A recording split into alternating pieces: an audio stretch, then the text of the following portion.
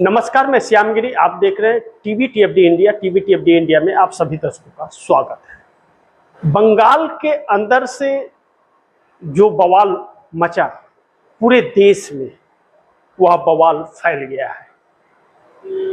बंगाल के अंदर ममता बनर्जी के साथ जिस तरह से चुनाव में जो ममता बनर्जी के साथ विश्वासघात एक संवैधानिक तौर पर चुनाव आयोग ने किया या षड्यंत्र के तहत भारतीय जनता पार्टी ने किया, और बंगाल का जो माहौल बना और जिस तरह से एक क्षेत्रीय पार्टी को पूरी तरह से खत्म करने का भारतीय जनता पार्टी की सोच ने जिस मुकाम पर इस देश की राजनीति को ला करके खड़ा कर दिया है, ऐसी कल्पना इस देश के किसी भी शख्स ने कभी की नहीं होगी कि एक ऐसा दल, एक ऐसी पार्टी इस देश के अंदर संवैधानिक तौर पर सत्ता पर आएगी और उसी संविधान को कुचल डालेगी।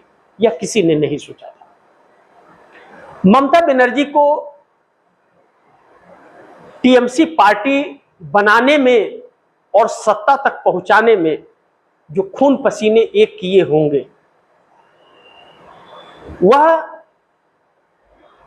जिसने किया वही जानता है। उसे ममता बनर्जी ही इसे अच्छी तरीके से बता सकती है कि कितना कड़ी मेहनत की होगी पार्टी खड़ा करने के लिए। लेकिन अगर हम यह मान ले कि संवैधानिक तरीके से हराया गया है, तो यह हम नहीं मान सकते। क्यों? कि फ्री एंड फेयर इलेक्शन हुआ ही नहीं है, और जब फ्री एंड फेयर इलेक्शन नहीं हुआ है तो इसका मतलब है कि चुनाव को डकैती की गई है, डाका डाला गया है चुनाव के ऊपर। लेकिन चुनाव हारने के बाद सत्ता आ गई भारतीय जनता पार्टी की, फिर तो भारतीय जनता पार्टी को सरकार चलानी चाहिए थी। उसकी जीत हुई है, 200 से अधिक सीटें आ गई, तो 200 पार के नारे थे उसके, आ गए 200 पार। ठीक है, अच्छी बात है। वोट डाका डाल के, वोट चोरी करके, चुनाव चोरी करके आप जीत गए, तो आप सरकार चलाइए। लेकिन लोगों के साथ क्रूरता, छल और धोखा क्यों? आम जनता को पीटना, डराना, धमकाना, तोड़ना, पार्टी तोड़ना, ऐसा क्यों? यानी कि आपको डर है कि ममता बनर्जी के साथ 80 विधायक और 28 सांसद अगर बचे रह गए तो ममता बनर्जी आप पर भारी पड़ जाएगी। आप डर रहे हैं, इसलिए ममता बनर्जी को तोड़कर कमजोर कर रहे हैं आप। चुनाव जीतने के बाद भी आपको अपने आप पर भरोसा नहीं है, सिर्फ इसलिए क्योंकि आप डरपोक और डकैत हैं वोटों के। इसलिए ममता बनर्जी को आप तोड़ रहे हैं। या फिर आप जानते हैं कि हम ममता बनर्जी को छोड़ दिए तो ममता बनर्जी एक जुझारू और लड़ाकू औरत है जो हार नहीं मानने वाली है, और एक ऐसी चुनौती पेश बंगाल के अंदर कर देगी कि आपके भी वोट बैंक जो कार्यकर्ता है वह भी ममता बनर्जी के साथ खड़े हो जाएंगे, ताकि आपको उल्टा पड़ जाएगा दांव। इसलिए आप ममता बनर्जी को कमजोर कर रहे हैं। यस, यही सही है, यही बात है। लेकिन कहते हैं ना कि घायल शेर जो होता है बहुत भयावह होता है। जब उसका जख्म थोड़ा भी भर जाता है ना, उसके बाद उसकी चुनौती को अच्छे अच्छे शूरवीर भी उससे मुकाबला नहीं कर सकते। आखिरकार इन सभी क्रूरता के बीच ममता बनर्जी सड़कों पर उतर ही गई। लेकिन ममता बनर्जी का वही रूप दिखा, और ममता बनर्जी के सड़क पर उतरते ही वही जनसैलाब ममता बनर्जी के साथ दिखा कोलकाता की सड़कों पर, जो सत्ता में रहने के वक्त दिखता था। अब आप सोचिए कि ममता बनर्जी के पीछे वह कौन थे? लोग उतरे थे सड़क पर, सब कार्यकर्ता थे। लेकिन बड़ी विडंबना यह है कि टीएमसी के हार के बाद जो टीएमसी के नेताओं को कच्छा और बनियान में घुमाया जा रहा था, या अंडे फेंके जा रहे थे, टमाटर फेंके जा रहे, वह लोग कहां गए? फिर तो ममता बनर्जी लीडर थी टीएमसी की, तो ममता बनर्जी के ऊपर क्यों नहीं आया फेंकने? क्योंकि यह करवाया जा रहा था, यह हकीकत है। अब ममता बनर्जी को तोड़ने के बाद इंडिया गठबंधन और सक्रिय और एकजुट हो गया। इंडिया गठबंधन जब एकजुट और सक्रिय हो गया तो फिर बंगाल से महाराष्ट्र में शिफ्ट हुआ है भारतीय जनता पार्टी की क्रूरता और उद्धव ठाकरे के 7 सांसदों को तोड़ने की कोशिश, जिसमें कहा जा रहा है 6 संपर्क में है, लेकिन कोई भी बैठक में पहुंचा नहीं। उद्धव ठाकरे ने व्हिप जारी किया है, लेकिन राज्यसभा सांसद उद्धव ठाकरे शिवसेना के संजय राउत ने यह बयान दिया है आधिकारिक तौर पर कि 15-15 करोड़ रुपया 6 सांसदों को एडवांस दिया गया है और वह 100-100 करोड़ रुपए में 50-50 करोड़ रुपए में बिक रहे हैं, यानी कि 300 करोड़ रुपए का खेल 6 सांसदों के लिए। आप सोचिए, आप दर्शक सोचिए, जो सरकार बहुमत में सत्ता में बैठी है उसे 6 सांसदों के लिए 300 करोड़ रुपए क्यों देने पड़ रहे हैं और कहां से आ रहे हैं वह पैसे? क्या किसी भी एक गरीब का कर्ज माफ किया? किसी भी एक गरीब बच्चे का शिक्षा फ्री किया? नहीं किया। लेकिन सांसदों को तोड़ा जा रहा है, क्यों? इंडिया गठबंधन को कमजोर करने के लिए। अभी पूरी तरह से यह तो नहीं कह सकते कि उद्धव ठाकरे टूट गए, लेकिन टूट की संभावनाओं से इंकार भी नहीं किया जा सकता। अगर इस बात में सच्चाई है कि 15 करोड़ एडवांस दे दिए गए हैं, तो इस बात में भी सच्चाई है वह टूट करके आएंगे।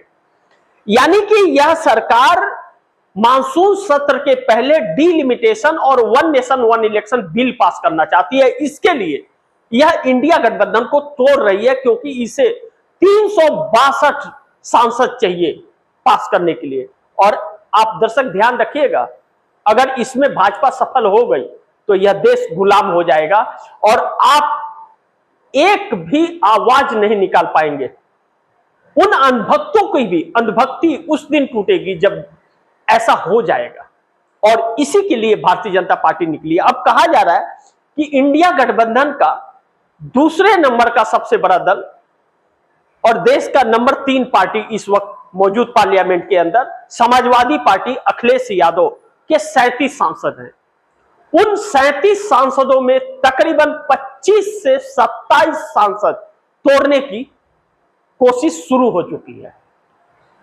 ऐसा क्यों हो रहा है, क्यों किया जा रहा है? क्योंकि यह डर। लेकिन इन डरों के बीच राहुल गांधी की राजस्थान कोटा के अंदर की हुंकार, और जो राहुल गांधी सड़कों पे उतरे हैं और छात्रों से सीधा संवाद, छात्रों ने भी अपनी व्यथा बताई कि नीट पेपर लीक से उनके ऊपर क्या गुजर रहा है, सीबीएसई में गड़बड़ी से क्या उनके जीवन पर पड़ रहा है, यूपीएससी में गड़बड़ियां होती है तो क्या होता है, बीपीएससी में गड़बड़ियां हो रही है तो क्या हो रहा है। यह सब छात्र बयां कर रहे हैं, उनके परिवार बयां कर रहे हैं कि कहां से वह कैसे पैसे का व्यवस्था करते हैं, कैसे कर्ज लेते हैं, कैसे भरना पड़ता है। लेकिन इस सरकार को फर्क नहीं पड़ता, सिर्फ 2 शब्द कहने होते हैं, पेपर लीक। इतना कह करके 2 लफ्जों में यह सरकार चुप बैठ जाती है। लेकिन पेपर लीक करने वाला कौन है, इसे नहीं पकड़ती। तो अब इस देश के अंदर चुनाव आयोग पर भरोसा रहा नहीं, चुनाव आयोग पर भरोसा नहीं कर सकते। चुनाव आयोग के पास कंप्लेन करने के लिए टीएमसी के लोग जाते हैं तो चुनाव आयोग कहता है गेट आउट। चुनाव आयोग की बपौती है क्या यह देश? उसकी बपौती है या बीजेपी की है? इस देश का संविधान क्या कहता है कि चुनाव फ्री एंड फेयर होना चाहिए, लेकिन वह सुनता नहीं है। इसका मतलब यह साफ है कि उसके पास जाने से आपको कोई फायदा नहीं होगा। वह बिक गया है, बिका हुआ है, और वह दलाली कर रहा है किसी एक व्यक्ति के लिए। इसका साफ मतलब यह होता है। अन्यथा वह सुनता, उस पर काम करता, उस पर संज्ञान लेता, उस पर जांच करता, उस पर फैसले सही देता, उस पर रोक लगाता। लेकिन हमारे देश का प्रधानमंत्री, गृह मंत्री हिंदू मुस्लिम करते हैं। साफ संविधान और चुनाव आयोग के नियमों में है, किसी धर्म, जाति, सेना, इसका उपयोग आप नामों का नहीं कर सकते। लेकिन हमारे देश का प्रधानमंत्री खुलेआम करता है, चुनाव आयोग इसकी इजाजत देता है। लेकिन अगर कोई विपक्ष का शख्स ऐसा कर दे, नेता, तो तुरंत उसके चुनावी प्रचार पर रोक लग जाता है। क्यों? वह कौन शख्स है? प्रधानमंत्री क्या इस देश के कानून संविधान से ऊपर है? नहीं है। इसीलिए संविधान को बदलना है तो इनको 400 सांसद चाहिए, और उन 400 सांसदों की जरूरत इन्हें इंडिया गठबंधन को खत्म करके मिलेगी। लेकिन राहुल गांधी द्वारा अचानक सड़क पर उतर जाना और कोटा राजस्थान के अंदर लाखों की संख्या में बच्चों का आना, उन बच्चों को धमकाने के बावजूद कहा जा रहा है कि भारतीय जनता पार्टी के लोग धमका रहे थे, कोचिंग सेंटरों को धमकी दिया जा रहा था, कोई बच्चा जाना नहीं चाहिए, और भी हॉस्टल वालों को धमकाया जा रहा था, बच्चा नहीं जाना चाहिए, लेकिन वह बच्चे निकले। आप दर्शकों ने देखा होगा, टीवी टीएफडी इंडिया पर दिखाया हमने लाइव, कोटा राजस्थान से हमने दिखाया था। पिछले शेड्यूल में आप जाकर के उसे देख सकते हैं कि कैसे कल हम लोगों ने दिखाया था लाइव तस्वीरें। छात्रों की व्यथा देखिए, लाखों के करोड़ में उन्हें जैसे एक मसीहा मिल गया राहुल गांधी के नाम पर, उनकी लड़ाई लड़ने के लिए इतने उत्साहित थे। वह सरकार द्वारा रोके जाने के बाद, बैनर पोस्टर राहुल गांधी का हटाए जाने के बावजूद वह छात्र लाखों की संख्या में जुटे, पूरा दशहरा का ग्राउंड भर गया और उसके ग्राउंड के बाहर सड़कें भर गई जनता से। तो यानी कि जनता के अंदर आक्रोश है, यह सरकार भी जानती है, भारतीय जनता पार्टी, चुनाव आयोग, न्यायपालिका सब जानते हैं, है आक्रोश। जनता वोट नहीं दे रही, वोट चुनाव आयोग और न्यायपालिका साथ दे रहा है, इसमें यह साफ जाहिर होता है। ऐसे में जनता के आक्रोश से है और जनता इन्हें वोट नहीं दे रही है, इसीलिए वोटों की डकैती भी हो रही है और सत्ता में रहना है, अपना सत्ता कायम रखना है, इस चोरी की सजा से बचना है इन्हें, तो इन्हें पार्टियों को तोड़ करके लाना पड़ेगा।